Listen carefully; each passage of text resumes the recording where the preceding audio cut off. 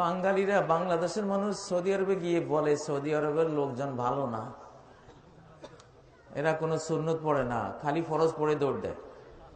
তুমি যে ফরজই পড়ো না, তোমার এই দেশের শতকরা 8-10 জন 12 জন মানুষ কোনো মতে ফরজ পড়ে, বাকিরা ফরজেরই খবর নাই। ওই বেচারারা তো ফরজের গুরুত্ব, টিকিটের গুরুত্ব বুঝছে, জান্নাতে যাওয়ার মূল আমল কোনটা ওইটা তারা জেনে গেছে। এই জন্য ফরজ পড়ে তারা দৌড় দেয়। দৌড় দিয়ে গাড়িতে সুন্নত পড়ে, বাসায় সুন্নত পড়ে, অফিসে সুন্নত পড়ে।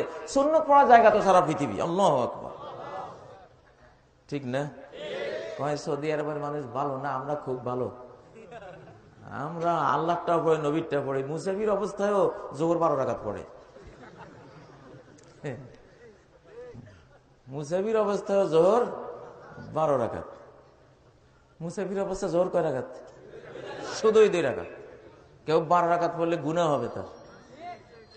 বাংলাদেশের মানুষ আল্লাহর পরিচয়ের গুরুত্ব দেয় না।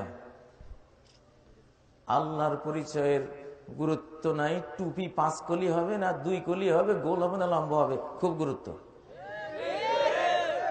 খুব গুরুত্ব, ঠিক না?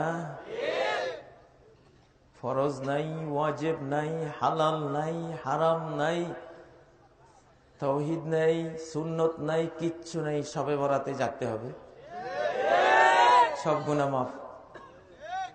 দেশটাই নফলের দেশ, দেশটাই নফলের দেশ। ফরজের কোনো ভ্যালু নাই।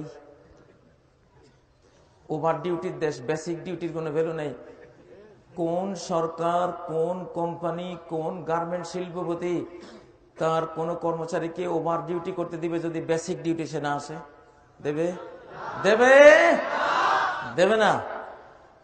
কিন্তু বাংলাদেশে মানুষ ফরজের চেয়ে নফলকে বেশি গুরুত্ব দেয়। এটা শুধু কাজী ইব্রাহিমের বক্তব্য নয়, যিনি মরে গেছেন হাজী শরীয়তুল্লাহ রাহিমাহুল্লাহ, উনি একটা আন্দোলন করিয়েছিলেন, নফল আন্দোলন নয়, ফারাইজি আন্দোলন। কি আন্দোলন? উনি এসে দেখলেন সবাই নফল নিয়ে ব্যস্ত। আরে বাবা, তোমার নফলের তো কোনো ভ্যালুই নেই যদি ফরজ আদায় না করো। ইন্নাল্লাহা লা ইয়াকবালুন নাফিলা হাত্তা তুআদ্দাল ফরিদা।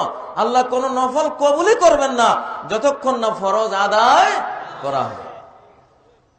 এই জন্য হাজী শরীয়তুল্লাহ রাহিমাহুল্লাহ কি আন্দোলন করেছিলেন? ফরজি আন্দোলন। ফরজ পড়ো, ফরজ পড়ো। ফরজটা হলো বেসিক ডিউটি। ফরজ পড়লে জান্নাত অবধারিত তোমার জন্য। নফল না পড়লেও, নফল না পড়লেও ফরজের কারণে জান্নাত অবধারিত। সহিহ বুখারীর সিয়াম পর্বের প্রথম হাদিস। আরবের গ্রামীণ ব্যক্তি এসে নবীজির কাছে ইসলাম সম্পর্কে জানলেন, প্রশ্ন করলেন। নবীজি বললেন, ফরজ ইত্যাদির কথা বললেন।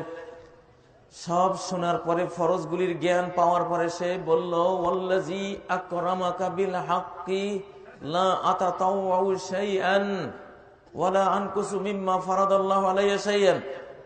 যিনি আপনাকে সত্য দিয়ে সম্মানিত করেছেন, আমি তার কসম করে বলছি, আমি কোন ফরজ ত্যাগ করব না, আর কোন নফল ইবাদত আমি আদায় করব না। নবীজি বলেন, আফলাহা ইন সাদাক, সত্য বললে সে জান্নাত পেয়ে গেছে।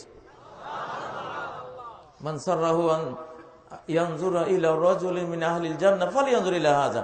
কেউ কোন জান্নাতি ব্যক্তি দেখতে চাও তো এই ব্যক্তিকে দেখ। কথা বুঝেছেন? কম্পালসারি বিষয়ে ফেল, উনি ঐচ্ছিক বিষয়ে নাম্বার নিয়ে মাথা ফাটাই ফেলছে। কম্পালসারি বিষয়ে ফেল করলে ঐচ্ছিক বিষয়ের নাম্বারে পাস আনতে পারবে?